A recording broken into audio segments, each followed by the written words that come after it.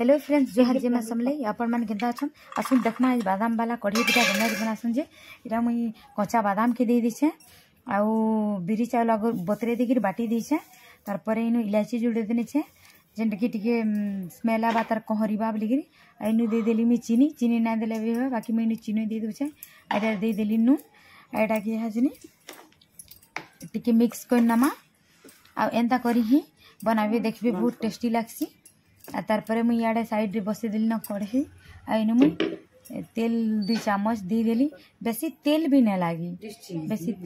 लगे आउ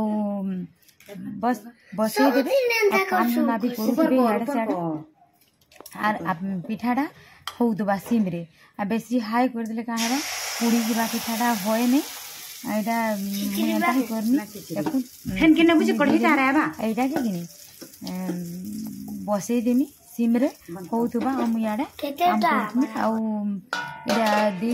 तार ढापी देबे ढाकनी रे ढापी देले भल हेसी। देखो पिठा हे गला आधा घंटा रे रेडी आ केते लाल दिसছে कलर दिसছে देखो मुई इटा के फाल कर दिछे